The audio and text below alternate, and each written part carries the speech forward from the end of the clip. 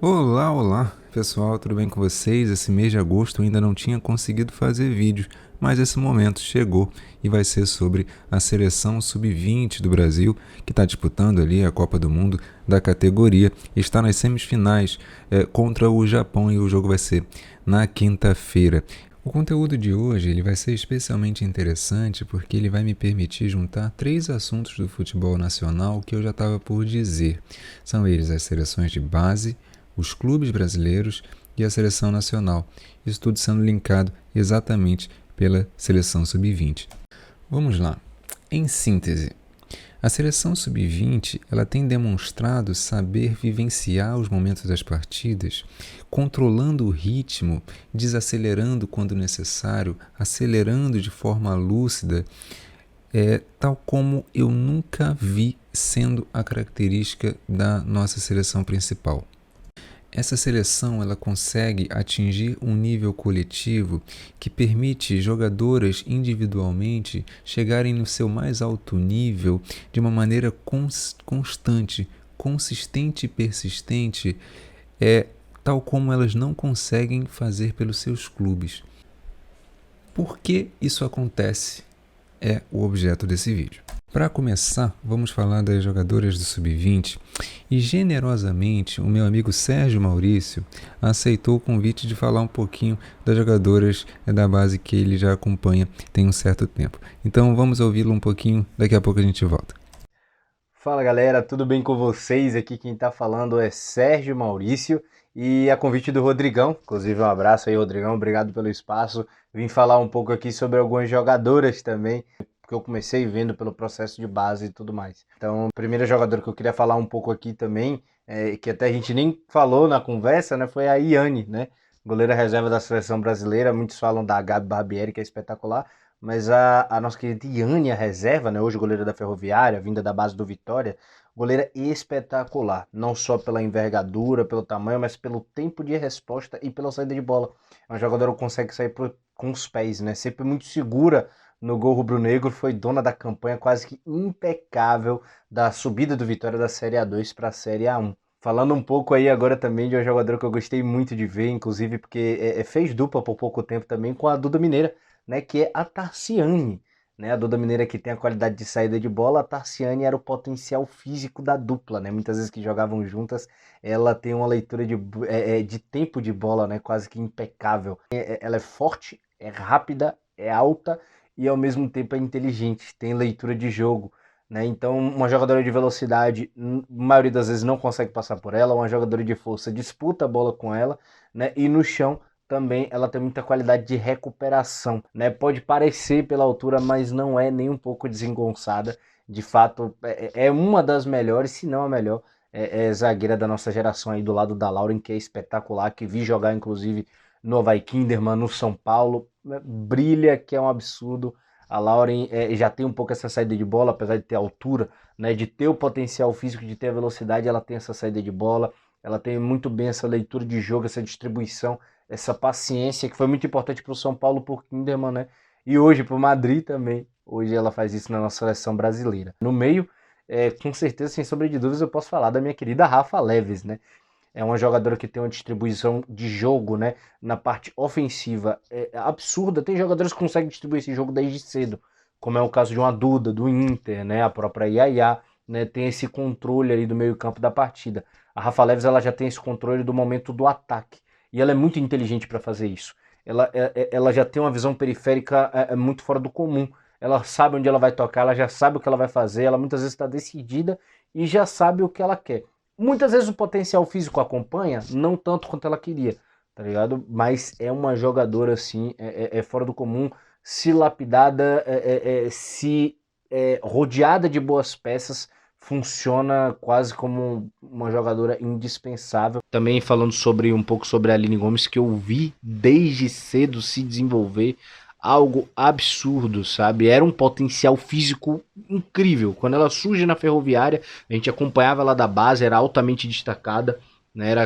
Era claramente o diferencial quando ela jogava com a camisa 7, né? Que hoje também tá na perrinha, a Raíssa, né? As duas jogavam um em cada ponta e era absolutamente espetacular, porque eram duas jogadoras de velocidade, a Raíssa mais dribladora, a Aline mais esse potencial físico, mas tinha um chute muito bom.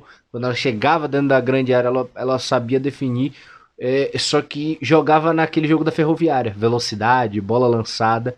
E hoje na seleção brasileira, quase 2 anos depois de ver essas categorias de base, com oportunidade no profissional, hoje a gente vê uma Aline muito mais, a Aline Gomes muito mais inteligente dentro de campo.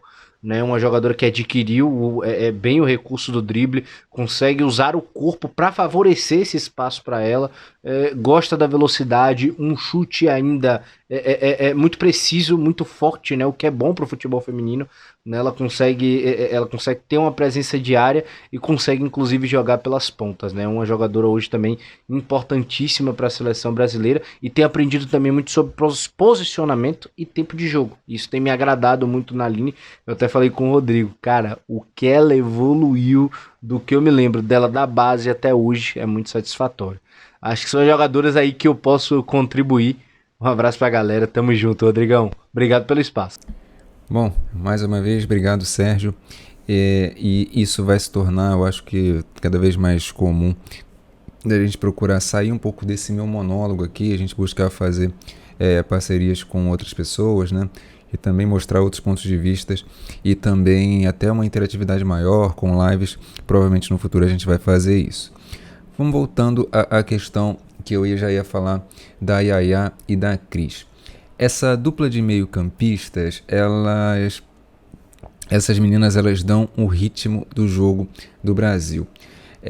Para mim é delicioso ver a forma como a Yaya percebe com perfeição, em diversos momentos, o momento correto de não acelerar o jogo e, portanto, dar condições das demais jogadoras chegarem mais inteiras e mais compactas para a construção ofensiva. E isso jamais é visto na seleção principal. A importância dessa consciência, gente, da Yaya é tão grande que às vezes a gente não se dá conta. Às vezes essas coisas vão acontecer, sei lá, umas 2, 3 vezes no jogo, mas é suficiente para evitar que a gente perca ali 5, 10, 15 minutos subsequentes na partida, porque essas decisões elas afetam toda a dinâmica subsequente, seja no aspecto mental, seja no físico ou principalmente na questão da execução correta das jogadas, porque às vezes faz muita falta alguém que pense o ritmo e faça essa bola chegar numa velocidade, num tempo correto para quem acelera ter essa bola própria para aceleração. Agora, se por um lado a Yaya tem essa importância no não acelerar, na cadência ou até na aceleração no momento correto, que ela vai pensar e definir isso para o time, a Cris ela é uma primeira volante que vai conseguir dar esse apoio, essa sustentação defensiva para a Yaya e para o resto do time, mas não só na questão defensiva, mas também num apoio, num suporte ofensivo, que a Cris tem muita qualidade. A Cris, ela me lembra um pouco a Formiga, ela atua ali um pouquinho mais atrás, mas distribui muito bem, pensa muito bem o jogo, é capaz de compreender amplamente tudo o que está acontecendo na partida, e isso é de uma importância fundamental para o time. Agora tem uma coisa, nesse vídeo eu não vou me alongar muito nos problemas que a seleção tem. Tá? A ideia aqui é olhar as virtudes dessa seleção e como que, olhando para isso, a gente consegue entender pontos de evolução possíveis para os clubes e para a seleção, para a seleção principal. Claro, essa seleção está longe de algum tipo de perfeição, especialmente na questão da finalização. A gente peca demais, mas eu acho que a gente tem condições, porque o time está ajeitadinho, está ajustado, e eu acho que contra o Japão a gente tem grandes condições sim de passar. Não me surpreenderia uma eliminação para o Japão, porque o Japão é uma equipe muito forte também, é uma equipe muito chata de se jogar, especialmente se a gente não conseguir ler direito essas características que o Japão tem, de girar muito bem a bola, de conseguir chegar. O Japão ele tem uma variabilidade de ataques que pode chegar a surpreender a gente. Agora, nada disso invalidaria o que a gente está falando aqui, em termos de virtudes. Indo um pouco adiante, eu acho que o Brasil passando, eu acho que a gente pegaria uma Espanha, né? Porque eu acho que a Espanha ela é favorita contra a Holanda. Eu acho que a Espanha é a seleção mais forte hoje no mundo, é a seleção sub-20 mais forte. Mas lembrando que a gente enfrentou a Espanha na primeira fase, né? A gente ficou no 0-0, mas a gente poderia ter ganho aquele jogo. Justamente a questão da finalização. A gente acabou pecando. E eu acho que é isso, assim, o Brasil, em termos de talento, é insuperável, né? O Brasil ele tem muito talento e está com o time ajustado, então a gente tem sim possibilidades de ganhar esse Mundial. Então, enumerando rapidamente, o que a gente tem no contexto das seleções?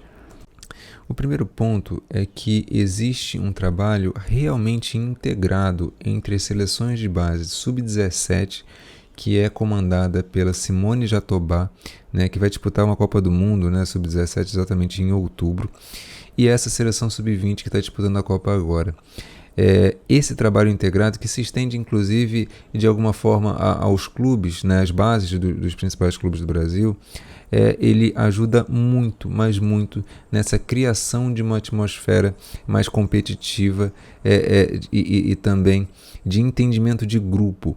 A forma como o Jonas Urias ele trabalha a questão do grupo e privilegia aspectos humanos de integração e até de autonomia das próprias jogadoras, isso contribui muito para a criação de um ambiente de muita confiança e de muito reforço da confiança de umas para com as outras, e isso em troca com a comissão técnica.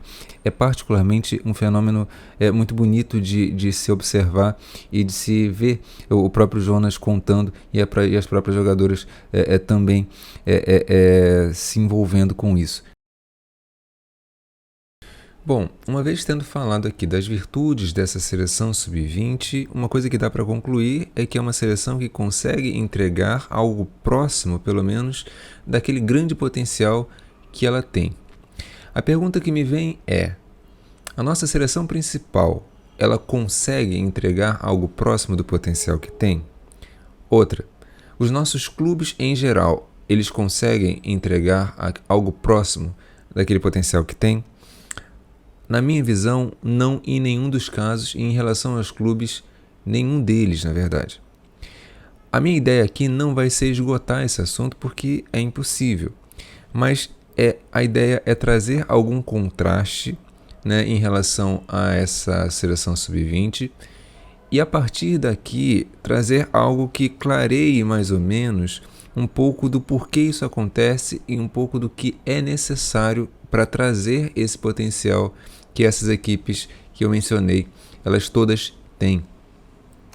O fato é que se de um lado você tem toda uma estrutura montada para agrupar jogadoras com grande potencial e fazê-las render num formato de competição muito específico, que é de tiro curto, que é aquele sul-americano, aquela Copa do Mundo sub-20 ou sub-17, você do outro lado você tem uma necessidade de uma estrutura dos clubes de vivenciarem um torneio que é muito mais complexo, que por exemplo é um campeonato brasileiro A1, que você tem ali uma alta quantidade de oscilação ao longo da temporada, e administrar tudo isso exige uma estrutura muito grande, e o que você tem ali na verdade é uma precariedade para que essa continuidade ela seja feita. É claro que isso é uma questão de estrutura, é uma questão de investimentos, que com o tempo está vindo e vai aparecer. Mas a questão é que isso não é suficiente. Nós brasileiros, nós temos uma cultura meio clubística vindo do masculino, que é estar meio que satisfeito com as vitórias. E isso é prejudicial, porque se a lógica de quem vence é uma lógica acomodada, a lógica de quem perde também não muda muito. E isso, para a evolução do nosso futebol como um todo, seja masculino ou feminino, é bastante ruim. Então, acho que o que a gente precisa desenvolver, tanto em termos de mídia, como em termos de coberturas jornalísticas, como de percepção de público em geral mesmo, é um senso de cobrança sensato, que nos permita ao mesmo tempo que não exigir coisas fora da realidade, mas também visualizar o que é plausível dentro de um potencial mais amplo, mas também especialmente dentro de um potencial mais imediato. E nesse sentido, nós, enquanto torcedores, temos uma importância gigantesca nesse processo. Porque a gente que analisa e comenta, a gente também pode ter o feedback de torcedores para dizer assim, olha, o que você está cobrando está acima da realidade, por exemplo. Muitas vezes eu recebo essa crítica de que eu, às vezes, cobro demais o Corinthians ou o Palmeiras, que eles estivessem cobrando acima, sendo que o contexto, às vezes, é diferente. E eu preciso receber essa crítica para conseguir dosar isso bem, para justamente conseguir aperfeiçoar a minha análise, para conseguir a gente juntos trazer qual é esse termômetro do próximo passo que um time pode dar. E em relação à seleção brasileira principal, é a mesma coisa. Só que tem um detalhe de que a gente não pode imaginar uma seleção se desenvolvendo sem imaginar um futebol internamente crescendo também. Daí a importância da gente vincular, sim, a seleção brasileira à evolução dos clubes. Às vezes, esse contentamento que a gente tem com o rendimento de alguns times aqui, eles não estão muito, pelo menos na minha visão, de acordo com a realidade do que o futebol mundial está crescendo. Daí essa atenção mais cuidadosa com o que a gente pode produzir aqui ser tão importante, inclusive em termos de seleção brasileira principal. E aqui um adendo rápido sobre uma questão que às vezes aparece. A gente não desenvolve o nosso futebol interno, assim como acontece com o masculino, então é só esperar que os europeus, os clubes que tenham ali uma estrutura muito maior, contratem nossas jogadoras, ou os Estados Unidos, e aí a gente forma a nossa seleção competitiva a partir dali. A questão é que o futebol feminino, na Europa especialmente, ainda está na formação de suas próprias atletas, ainda está olhando internamente. Isso, na verdade, é muito bom, porque força com que a gente precise olhar, de fato, para o nosso futebol interno e desenvolvê-lo. Quem dera no masculino tivesse assim, mas não. No masculino a gente se acomodou de tal jeito que a gente consegue formar seleções minimamente competitivas, só que no feminino não acontece isso, e a gente tem uma possibilidade imensa de vendo o futebol feminino aqui ainda germinando, ainda crescendo, fazê-lo da melhor forma possível e com o melhor cuidado e carinho possível. Tá aí, tá na nossa mão. Bom, pessoal, é isso. Eu tentei fazer aqui, pelo menos essa parte de conclusão um pouco mais sucinta, porque esses assuntos, eles demandam muito, e eles são muito extensos por natureza. Eu acho que vão vir outros vídeos, que a gente vai poder tratar esses mesmos assuntos, mas por outros percursos, por outros pontos de vista, e enriquecendo a maneira que a gente pode ter de argumentar sobre esses assuntos. A contribuição de vocês é sempre inestimável, então se puder comenta, curte, ajuda o algoritmo aí que é importante. Eu só tenho que agradecer a vocês, essa troca que a gente teve em julho foi muito especial. Em agosto eu acabei tendo algumas dificuldades, eu não consegui produzir muito, mas esse tema da Sub-20 acabou fazendo com que eu conseguisse juntar um pouquinho essas peças, e aí eu acho que a partir daqui a gente pode ir elaborando cada vez melhor esses assuntos.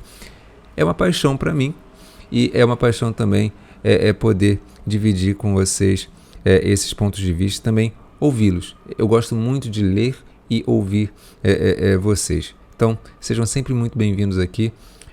Se puder ajudar o algoritmo, compartilhando, se inscrevendo, curtindo, é sempre muito especial. Gente, um beijo no coração de vocês e até a próxima.